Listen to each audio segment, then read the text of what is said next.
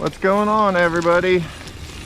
So here's the Traxxas Summit and more of what I would consider its element. It is still 100% box stock. I haven't made any changes, but I most likely will after this run or the next one. This stuff is really loose, rocky, and it's really steep. So we'll probably have to use the diff lockers. I'm just seeing how it will do. Open front and rear. Thing definitely does pretty well though. I could probably get up it if I shifted into high gear. So let's try high gear. Yep, easy. Even popped a wheelie, made it look good. Now the reason I brought it out here is because I am going to take it to my rock crawler spot, but I do feel like this is a lot of what this thing was designed for. Really rough, rocky terrain that you possibly could need diff lockers and everything for. And thank you everybody who's been giving me advice on this thing. You know, because I'm not sure what to do with the Summit, other than I know I shouldn't go brushless, because brushless tends to destroy those diffs, I guess.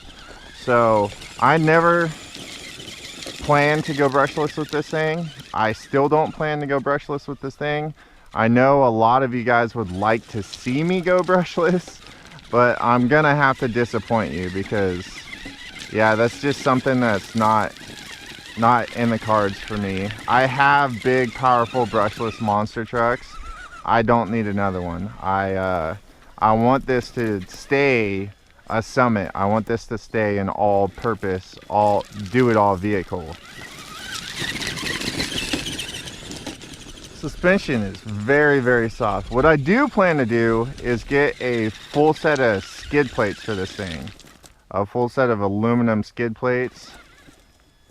That way the chassis is not taking all that punishment. Whoa. Pay attention, Gary.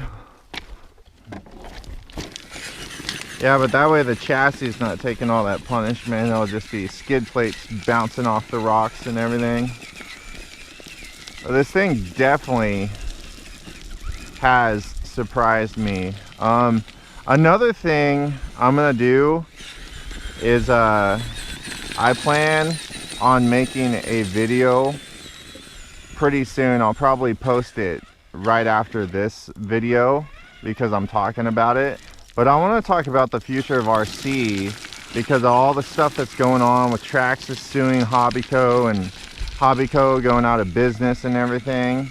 I mean, I think there needs to be, you know, I think us as a community, the hobbyists, the people that buy these things from companies, have to make a statement to Traxxas that this is not going to be tolerated. They had something like 52 or 58 lawsuits out right now against other companies. And it's not even for stuff that they designed themselves. It's for stuff that they bought the patent rights to with all that X-Max money that they got from, you know, basically screwing people out of their money. And I'm not afraid to talk about that kind of stuff. I know some people don't want to hear it. Some people are huge Traxxas fans and think they can do no wrong. But I'm telling you right now, to force a couple companies out of business like that and narrow the market is just unacceptable. They did the same thing to HPI. They brought up lawsuits against HPI, and now HPI is all but a ghost of a company. You know, they had big plans of coming out with new stuff, and you know, they were talking about revamping the company and everything, and none of that has even come close to being true or come close to fruition. And it's all because of that lawsuit that they lost against Traxxas. Now Traxxas has a lot of money, you know, for all beginners and a lot of people that are deep into the hobby. Traxxas, they're just, you know, they like Traxxas, and there's nothing wrong with that. I mean, you can be loyal to a company, especially if, you know, the company's always done right by you and everything, but I can't stand it. I can't stand the fact that they're suing, you know, just trying because their sales are down, basically. I mean, that's the way I'm gonna put it. And I'm gonna get in depth in this in the video. I'm gonna stop talking about it right now because it is literally something that I am very passionate about, and it's actually upsetting me right now, and I don't want to be upset while I'm driving this thing. And yes, it is a Traxxas, but I actually do appreciate the design of this thing. And you know, we're gonna try some cool stuff now. But yeah, that's basically the stuff I'm gonna go over in the video that I'm talking about. I'm gonna post it. It's just gonna be, you know, me sitting at the table talking to you guys. But I really hope you watch it and kind of get where I'm coming from and stuff, but that'll be saved for a different day. All right, so I'm gonna try to make it up this with the Summit. Now we're gonna go full lock, low gear, and I don't have an RC that has actually made this, especially just trying to crawl it. So if anything can do it, the Summit should be able to, but I don't know. It's really loose. It's off camber.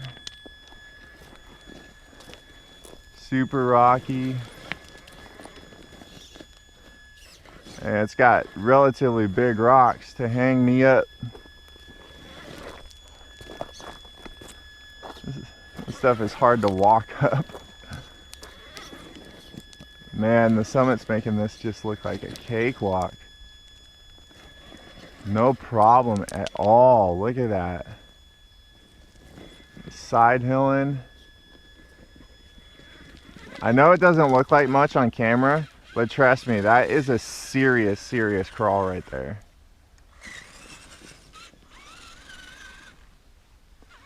Let's bring it on back. See if we can get some pretty cool looking shots of it. Some nice articulation shots. I'm on the rear skid. You can see how it's just, this is way steeper than it looks, and you can see by the truck just wanting to slide down it instead of actually crawl across it. This is all Summit terrain, baby.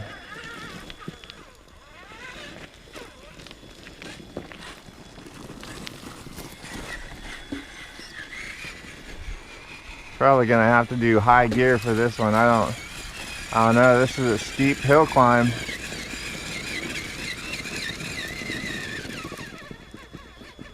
Very steep. Hopefully you guys can see how steep that is. Look at how steep that is. I'll back up.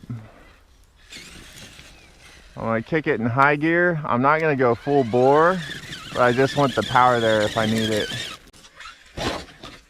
Whoa! Flipped her over. That would have been pretty crazy if that was a life scale and you were inside of it.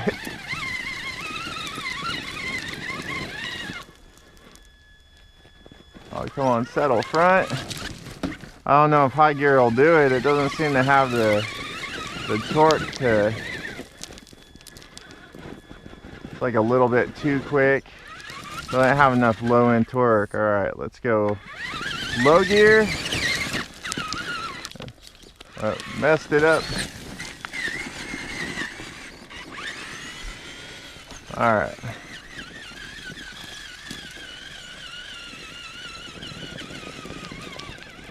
You can just hear those tires grabbing. Unfortunately, on this spot, there's nothing really to grab a hold of. It's just loose or There we go. Come on. Oh, fell in the hole. Fell in the hole. Alright, one more try. Come on. Come on, Summit.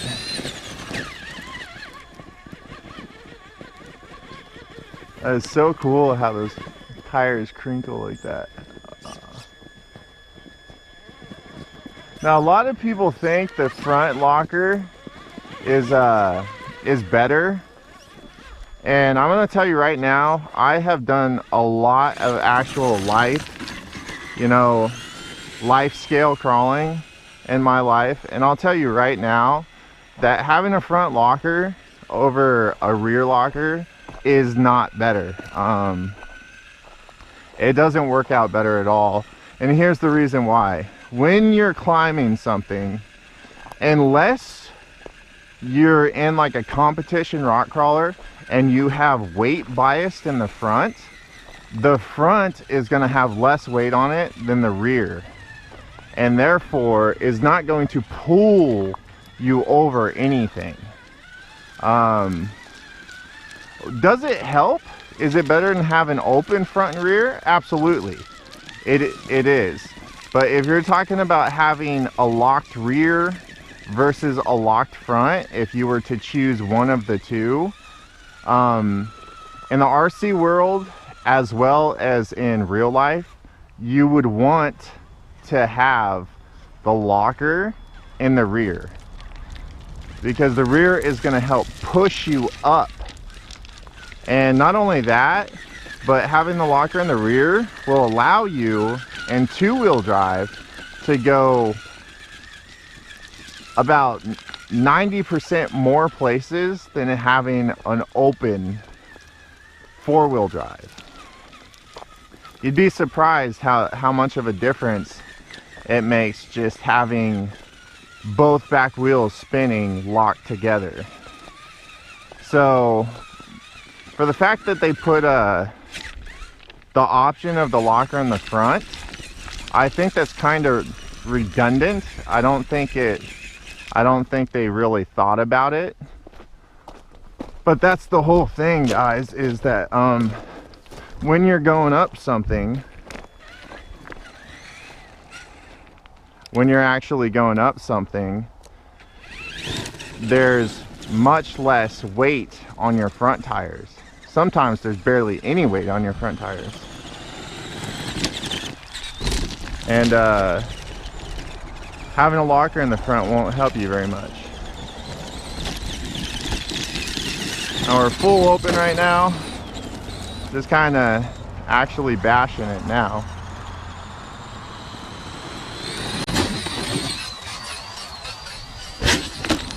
There we go, Summit. Getting a little air. Rough terrain. And it's taking it, baby.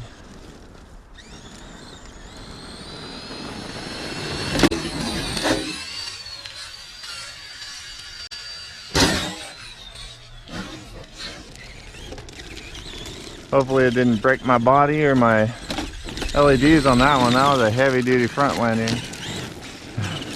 On the rocks, let's check her out.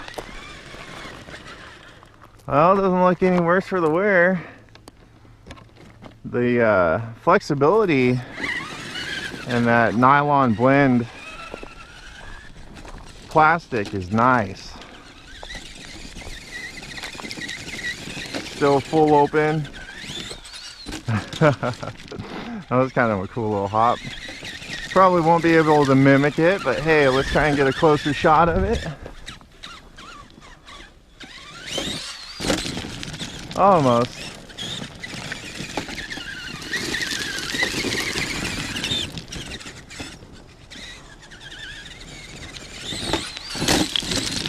Well, everybody, I think I'm gonna wrap it up there. Had a pretty decent little bash out here. Did some talking about some stuff I want to get further into. But this thing is a beast. I mean, there is truly nothing on the market like it, and I can see why, because this had to be a pretty tough design to come up with. I mean, now that it's out, you know, somebody could probably make something, but of course you'd get sued by Traxxas for sure. All right, everybody, so that's the Summit. Go ahead and thumb up this video if you liked it, thumbs down if you didn't. Stay tuned and you know, look for that video I was talking about, because I do think it is very, very, very important. All right, everybody, check out the description, subscribe if you're new here, and we'll see you on the next video. Until then, get out there, get an RC, go have some fun, and peace.